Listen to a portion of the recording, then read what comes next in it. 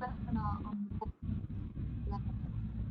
my name's I'm a marketing manager at Cengage, and I'll be hosting our discussion. Hi there, my name's Stuart Webster, and as Sophie said, I'm the Digital Solutions Manager here at Cengage, and I'll be working with her on this webinar this morning. Just a few things to get us started and to make sure that we are set off on the right track. You should be able to see in the middle of your screen at the moment our main presentation space. So this is where we'll put up poll questions. So this is going to be quite an interactive session. So we're going to put up some questions, get you to engage with what's going on during the session. So that's in the middle. Below that, we have our chat room. So that's what we're going to use to have a conversation. So we want to get you guys engaged. We want to get your ideas and your thoughts about what we're talking about today. So if everybody could put in a hi or a hello into the chat room, just so we know that you found it.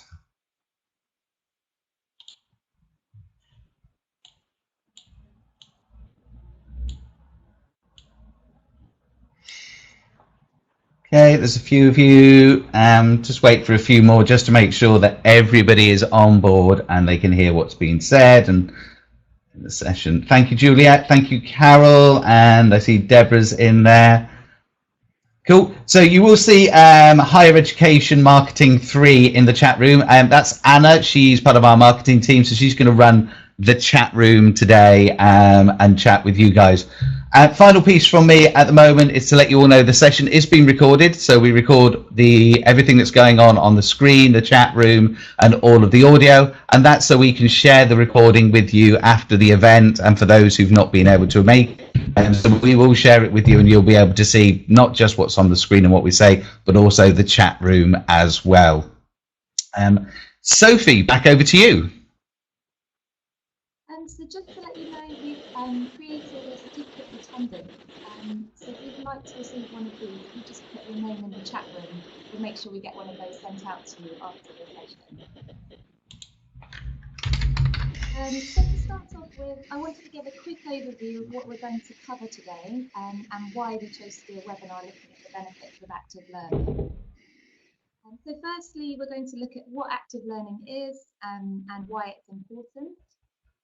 Then we'll go on to discuss some of the active learning techniques that lecturers are currently using and how effective these are.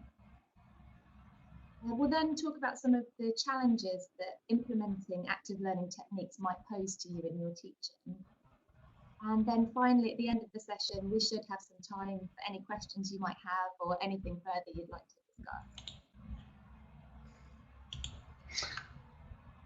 So what is active learning? Active learning is an approach based on activities and encouragements to take part in the learning.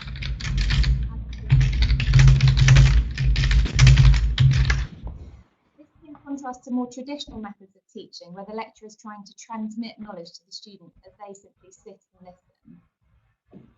So in short, active learning is any learning activity which involves the active participation of the student. It's learning via engagement with the content. It puts students at the heart of the learning experience and enables them to become much more engaged with their own learning. Now, the use of active learning methods in higher education is becoming increasingly popular, and it's something we're hearing about more and more in our conversations with lecturers. I imagine some of you have experience using active learning techniques to enhance your teaching or within your classroom. So as Stuart said earlier, it'd be really great if this webinar could be as interactive as possible. And if you could share your ideas about what's working for you or what might not have worked for you so that we can get some ideas together. As Stuart mentioned, we'll be using poll questions throughout the webinar today that relate to this topic to get the discussion going. Please feel free to participate using the chat room. Sophie, I'm just going to jump in there for a moment. I've been keeping an eye on the chat room and a few people are having a challenge hearing your audio, and it seems mine's coming through a little bit clearer. So whilst the guys answer some of those questions that you've just asked about what experience they've got about engaging students and what policies they're going to have, I'm going to suggest you switch studios and come and join me in here so we can so everybody can see us on one camera, and hopefully they'll all be able to hear us as well. Sounds good. Okay, so well, Sophie jumps ship and changes spaces. I'm going to jump in there. Hopefully you can all hear me. If you can't, please let me know. So Sophie was there. She was talking about what we're going to cover today and how we're going to use the chat room and some of the market research we've done, and to want to know what techniques that you're already using as lecturers, and how you're engaging your students and what techniques you're using for active learning. Okay, so we're going to get Sophie to come around and join me now.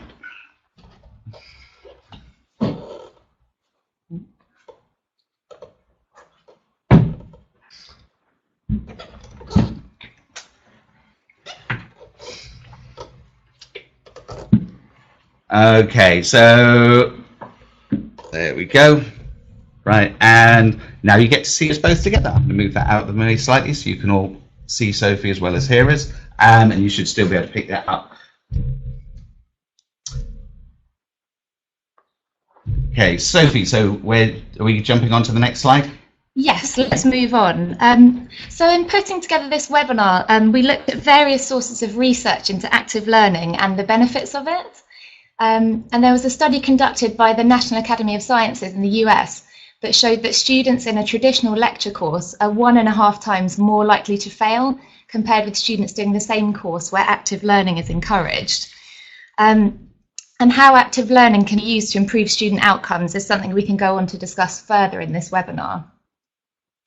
Studies also show that when material is delivered using a single method, i.e. when a lecturer is simply presenting to students, students' concentration limit is between 10 and 20 minutes.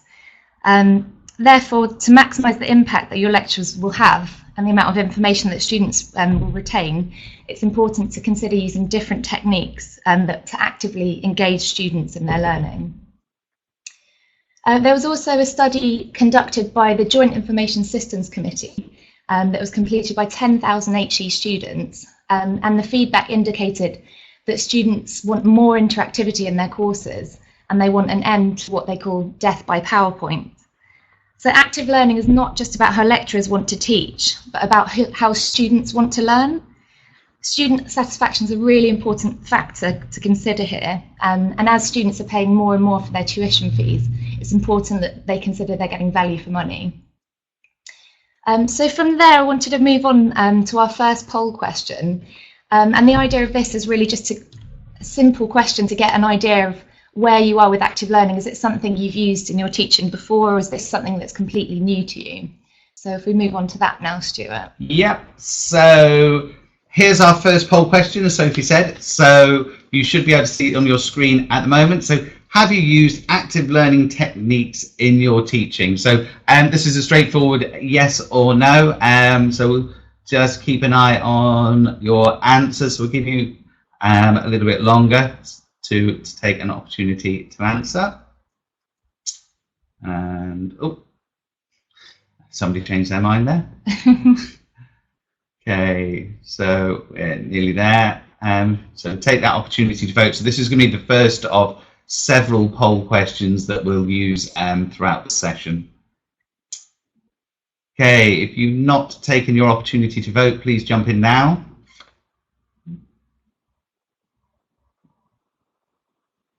Oh, we're nearly there. Okay, so it looks like everybody's voted, so let's share those results with you. Okay, so you should be able to see the results on your screen now, and clearly a big push towards the yes there, Sophie. Yes, that's really great to see actually that lots of you are already using these techniques in your teaching, and hopefully that means we'll have various things we can discuss and talk about what's worked for you. As we move on to the next poll question, we'll look into sort of actually what types of active learning techniques you're looking to use or you have used before.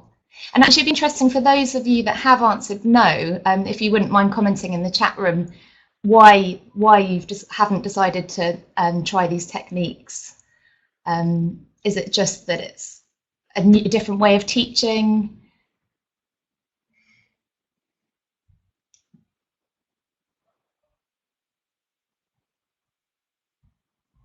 Thought someone's commenting there. They seem to have stalked. Oh,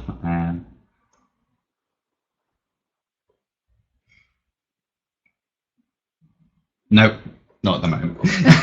Okay, so let's move on to our second poll question. So looking at the types of active learning techniques that you have tried using or you're thinking about using for your course. Okay, so here's our next poll question up on the screen now. So Sophie said, what types of active learning techniques are you looking to use in your course, or possibly things that you're using already? So this is a multiple choice one, so you don't have to just pick one thing. You can pick as many as relevant to you as you wish.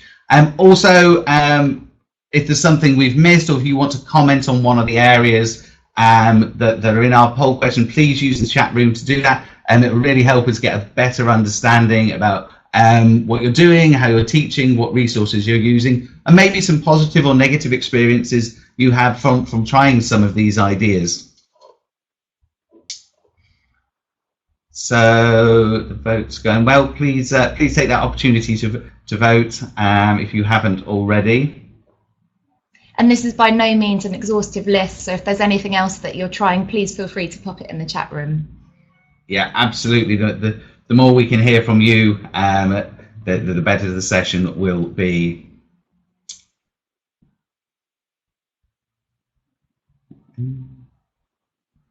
So certainly a big push towards getting the students to do more at the moment. We'll put these results up on the screen in a moment.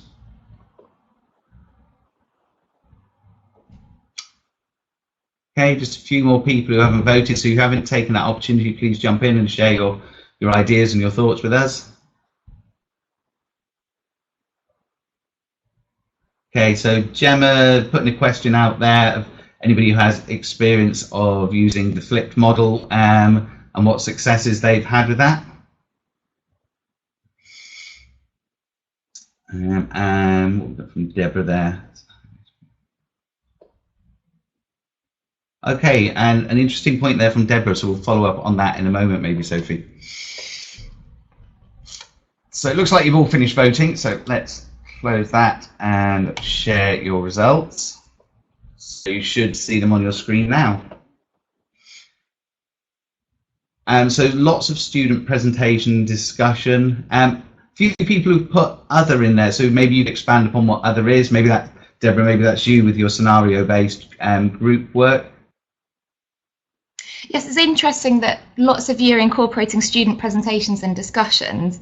And research shows definitely that when students are doing more than listening, they're able to develop higher level skills in applying, analysing and evaluating the course material, rather than simply remembering and understanding content that they've had delivered to them. So that's definitely an effective method of active learning.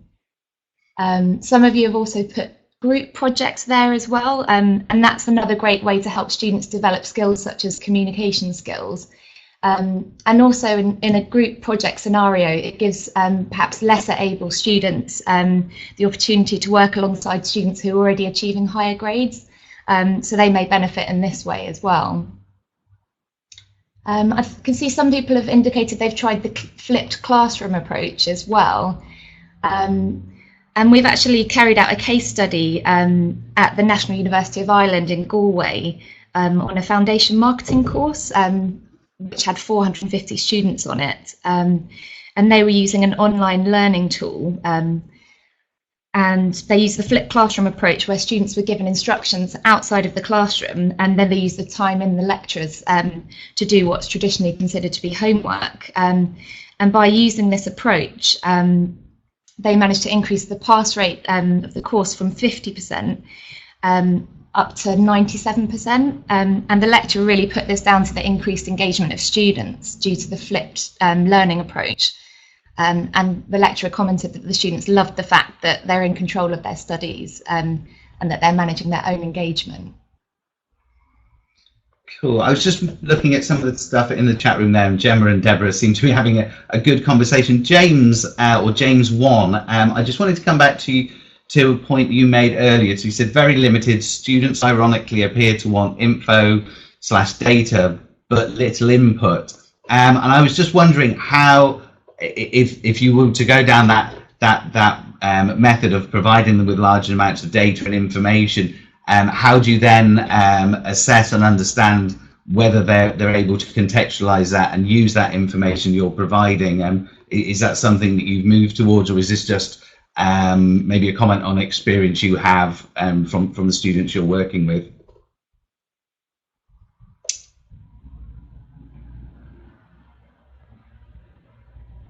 I feel bad getting in the middle of Deborah and Gemma's conversation at the moment. Seems to be having a good conversation. Deborah seems to be a big advocate on group work, and you mentioned a moment ago, Sophie, about looking at group work as a way of getting stronger students to share ideas with weaker students. I just wondered, Deborah, given your experience, is that something you're working towards? Is getting some of those more able, high scoring students to be able to share their experiences and their knowledge with some of the weaker students?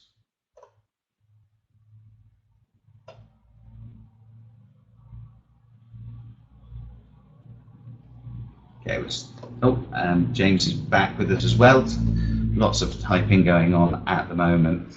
I'm surprised to see the flipped model not as strong as I thought it might be. Just to give you an idea of some of my experience, I work with lecturers and students across Europe and the Middle East and Africa, and certainly the flipped classroom model is something that I get asked about quite a lot, and how other universities and other courses that I've worked with, how they use that flipped model. And there are lots of good examples of it being used well. Certainly in South Africa, I've seen some very good practices of how it's being used, but not a big score on today's chart. And I just wondered if anybody had a lot of experience of moving into that flipped model, and whether it was positive or negative.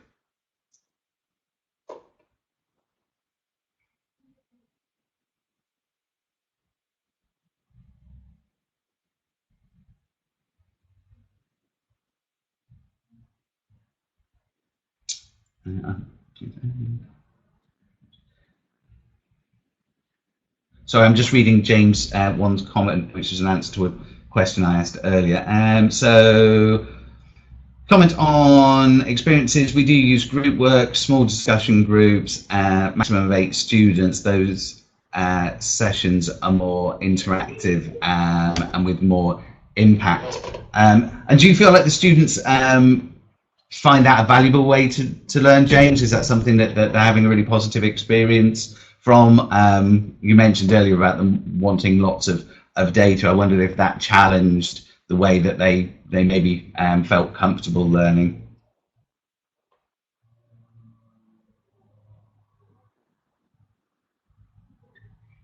James is coming in. And something there from Carol Lee. I use video regularly. I think this was off a question from Gemma.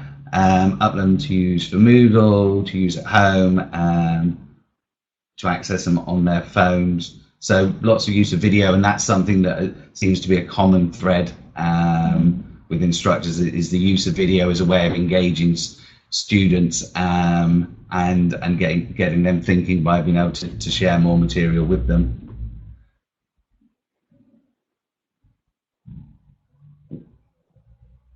Cool. Do you want to move on, Sophie, or do you want to give the guys a bit more time? I think let's move on, because it's been really interesting to hear about some of the techniques you're using, but now it would be a great idea if we could discuss some of the key benefits that you think active learning offers. So if we could move on to the next poll question. Yeah, I can do that. So here we go. So question 3, what do you consider to be the key benefits of active learning?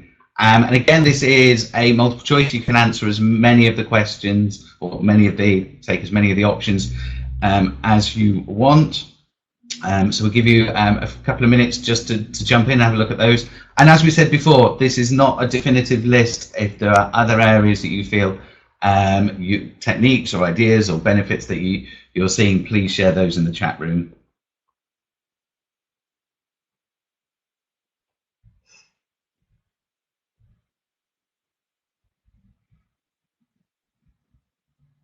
Okay. Oh, everybody's jumped in on that one much more quickly. Quite surprised. I was reading the chat room and it came in. And thank you for that comment there, Karen Wilkes in the chat room. Sorry about your sound issue, but good to see you've had a chance to catch up in the chat room. So we'll just give you another minute or so to answer if you haven't taken the opportunity yet on that current question.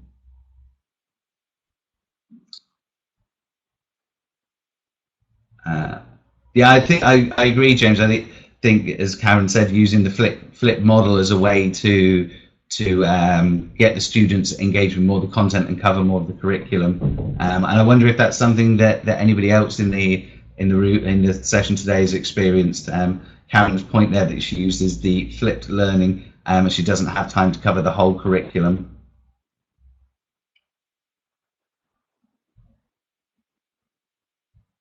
There's a question there for Karen from Imitaz in the chat room. Okay, so I think everybody who's going to vote has taken that opportunity, so we'll put those results up. And you can see those on the screen now.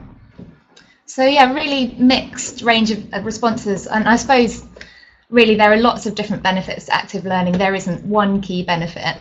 A lot of you have put that it's really important that it enables students to develop skills such as critical thinking and problem solving. I think that's really important when you're thinking about preparing students for the world of work and thinking about what other skills they can develop through their course. So when they're doing more than simply listening and having information transmitted to them, they have the opportunity to apply the information they're learning and analyse it, evaluate the course material. So I think that's definitely a really important benefit that a lot of you have indicated.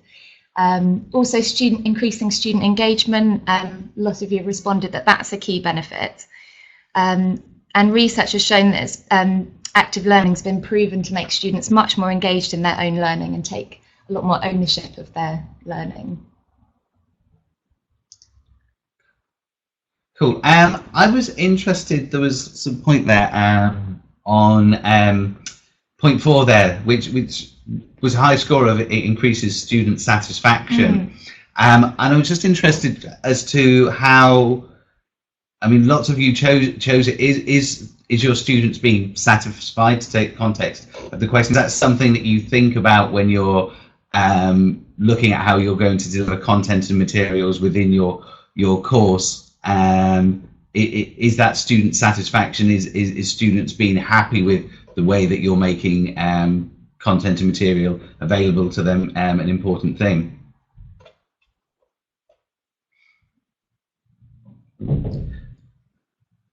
Seems to be lots of conversations going on in the chat room at the moment as well. Still lots of stuff around video and how that's being used.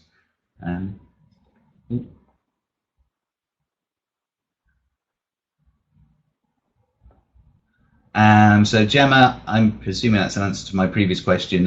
So I want them to come along and contribute. Yeah. So there's a conversation there going on about video still. So if any of you've got any comments on student satisfaction or how much that comes into your mind when you're working on building your courses and thinking about how students are going to engage with content, whether it's an important thing for you.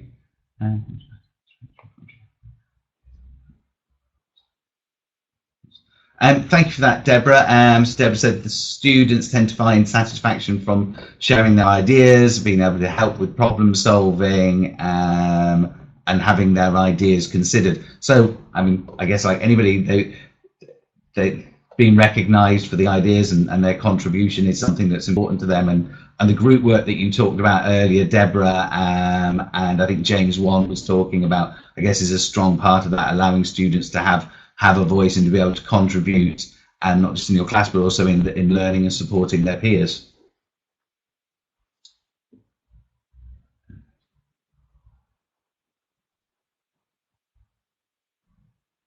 Okay, and James there feeling it's clearly stating it's a very strong thing and part of their philosophy. Anything you picked up there, Sophie, that you wanted to focus on? I was just thinking again about student satisfaction. I think perhaps that's something that lecturers need to consider more and more with the increase in tuition fees, with students paying maybe £9,000 a year. Perhaps that's something that comes into play even more, that they're getting value for money, or they consider they're getting value for money out of their course and their tuition time. Okay. Yeah, and certainly in the UK, I mean, obviously there are people in the session today who are non-UK based, so those funding models are slightly different, but certainly that's a key point for the UK market. Of course, yeah. Satisfaction means different things to different students. That's a really good point, Aziz. And Karen, before you, so students are presenting what they've studied outside of university, and they take pride in their work, which is clearly very important. And I guess having that opportunity to work in groups, to be able to share their ideas and to bounce stuff off their peers is a key part of that learning process. And as somebody said earlier, helps build that student satisfaction. Some really key points there.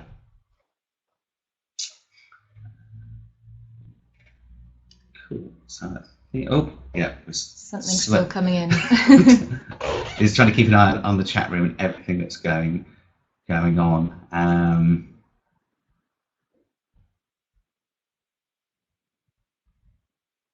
Okay, maybe we'll move on and jump back on that in a moment. Yes, I think let's move on to our final poll question. And this question is really looking at what are some of the challenges you face when it comes to integrating active learning techniques into your course. So when we asked the first question about whether or not you have used active learning techniques in the past, some of you did answer no, and perhaps that's because some of the challenges that you might be experiencing when it comes to thinking about changing your teaching style to incorporate some of these techniques. So if we move on to the final poll question. Yeah, I can do that. So let's bring up that last question. So as Sophie said, that final poll question, so what types of active learning techniques are you using in your course? Is that the wrong question? Yeah, I think that's a repeat. Is that a repeat of an earlier question? Yeah. Sorry, my mistake. Let me get a correct question for you.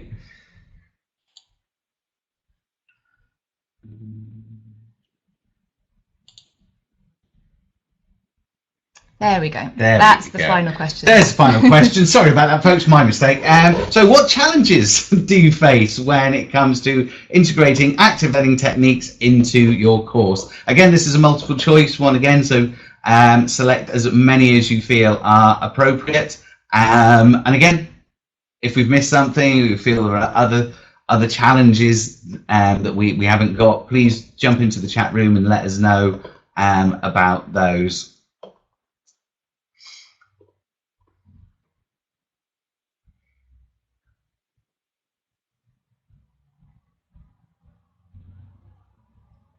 Okay, so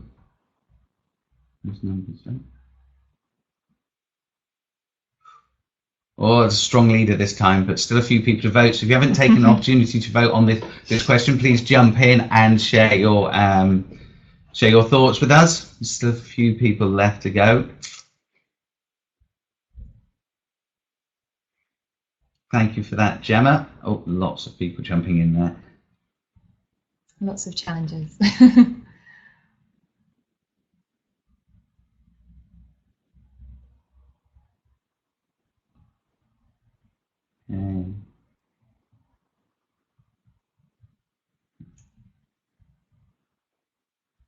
Oh, there's lots going on. Still a few people left to vote. We're just about there.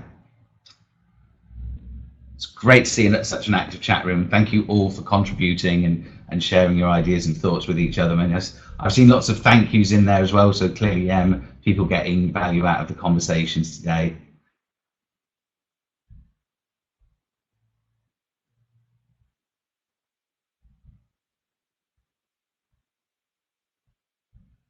Okay. Do you think we're done there, Sophie? Yeah, I think we can end that one. Okay. The results are up on the screen now. So a real mixture there, but a real leader there, with effort and time to change the way you teach. And that's not surprising if you've been lecturing for 5 years, for 10 years. You've got used to a certain way that you're teaching your course material.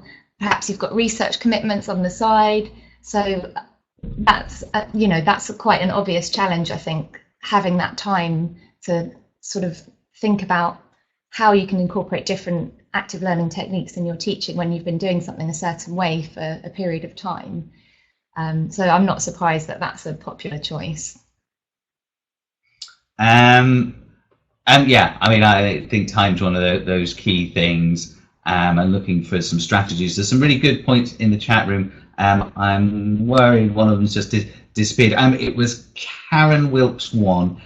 So once you've overcome the challenges, and it's an easier method of delivery. So it looks like Karen spent some time on that already, and I guess once you've got into a new workflow and address some of those time challenges, certainly for Karen, she finds it an easier way to teach. Gemma was talking about incorporating new practices, has put her off, and I think Deborah came back and answered that question, but I've lost it now. I don't know if you can see it in the thread.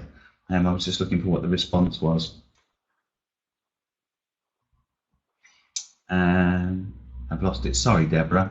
I'm sure it was you who answered. One there from Laura. A new comment. I would add making sure the course is appropriate for different levels and different learning styles. Yeah, I think it's a really good point, Laura. One of the real challenges is making sure that those courses are accessible and providing ideas and materials and material for different kinds of learning styles. And I think the use of video materials and some of the ideas that we've had shared today, people seem very conscious of that. And I think that could be an excellent way of starting off, as we talked about time being a real challenge. So perhaps you could have your traditional slides, but perhaps break up the content with some interactive content like video. So that could be a good way of starting off, incorporating some active learning techniques, or incorporate some student discussions or student presentations as part of your lecture.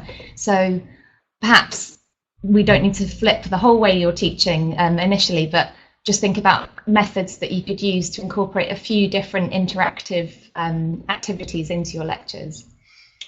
Yep, small steps. One of the things I've seen successfully used and really helps with both that idea of a flipped model and creating a more active learning environment is, rather than students doing presentations to a whole group of people, and that being a real time and space challenge, is actually recording their own presentations. That doesn't have to be complex. I've seen it done on smartphones, as well as using more traditional methods, and then using platforms, whether it's the LMS or other online platforms, to be able to share those in groups and get some peer feedback. So being able to put ideas out there. Again, I think somebody mentioned earlier about being able to cover the whole curriculum, so utilizing non-contact time with students and getting them to participate in either group or even individual activities that allows them to then get some feedback from their peers. And we've heard already today that peer feedback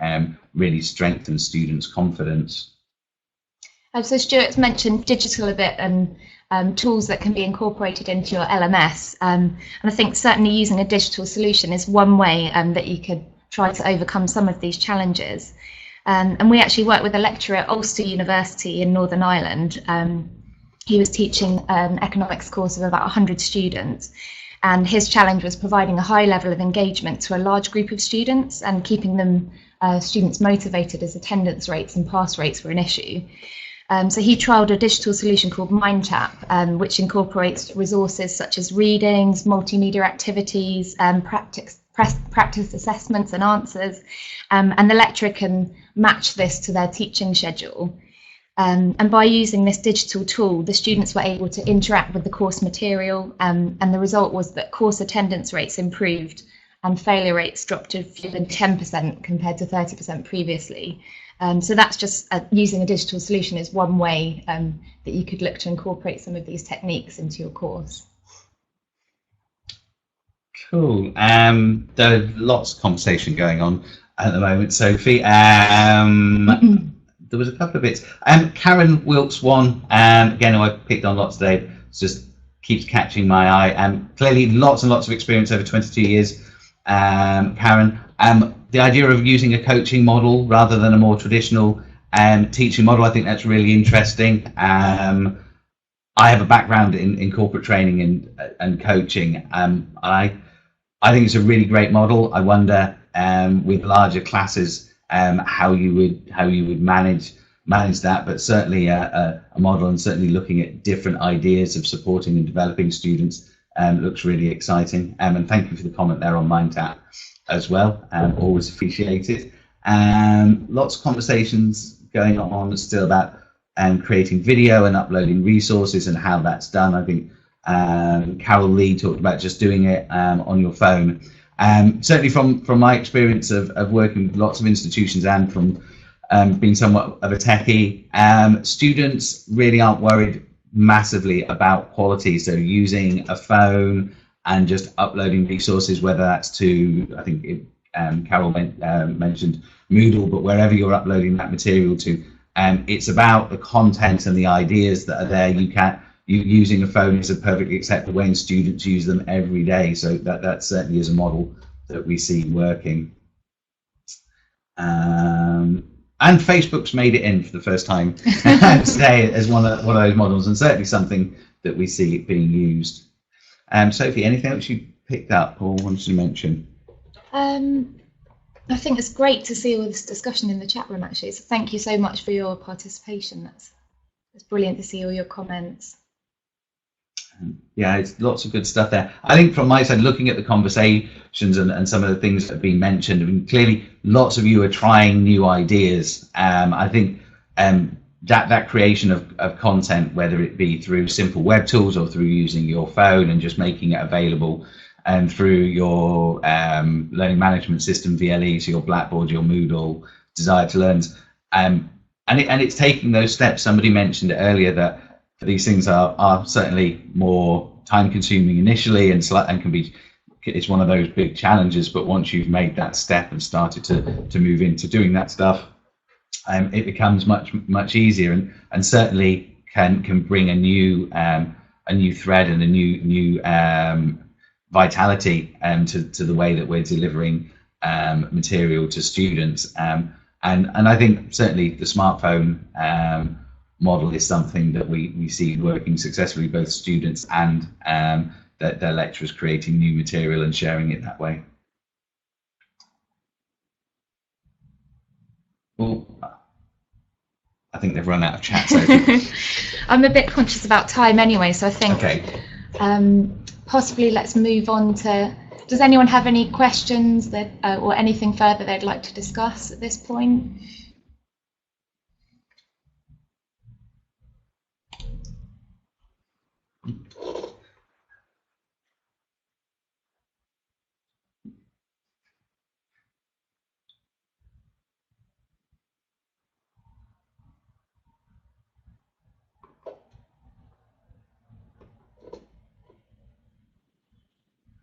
Really good point from Carol there. Steady hands often is helpful. You don't want your students feeling seasick while they're watching your videos. But as you said, just resting phones up against materials. I've certainly recorded material that's been shared with large numbers of people by resting phones up against piles of books or up against the edge of a desk. So it certainly doesn't have to be a complex or expensive solution. I guess it's back to that problem solving, something that we constantly talk about to the students about being problem solvers and finding solutions ourselves to some of those issues.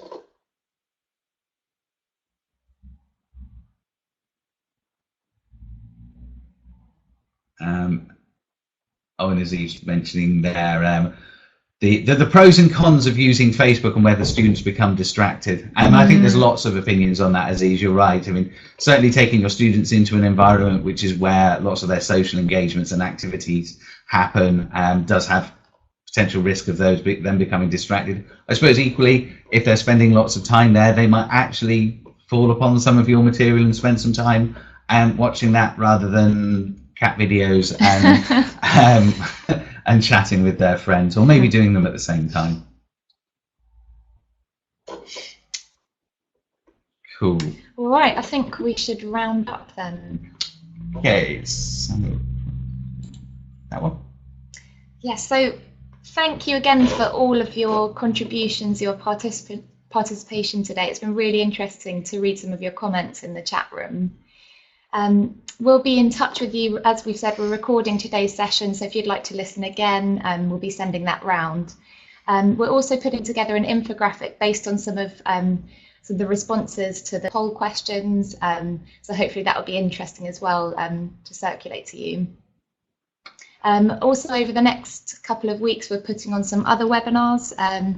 So we have one on the value of insights and analytics, and also a webinar on success in student engagement strategies.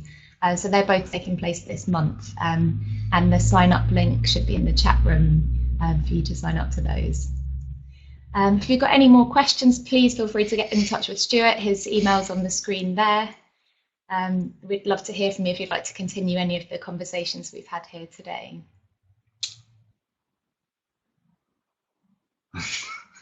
Many people already signed up. Thank you, Deborah. Thank you for sharing that. Yeah, and I'd just like to thank you all. As Sophie said, grab my email address off the screen if you've got any questions on what tools and resources, materials Cengage have that might be useful to you. I'm more than happy to have a chat and discuss what you're doing, what challenges you've got, what kind of solutions you're thinking about, and to see if there's anything we can do to help or to work with you on. And thank you for your time this morning. We appreciate you're all busy, but making time to come and chat with us, hopefully you found very useful. And everybody, the chat room, oh, everybody's getting in their request for the certificates. Cool. Thank you very much. Cheers all. We're going to turn off the cameras and the mic now, but we'll leave the chat room open for a little while just so you can leave any final comments or email addresses if you want us to send you material or you want us to get in touch. Thanks everybody. Have a good day.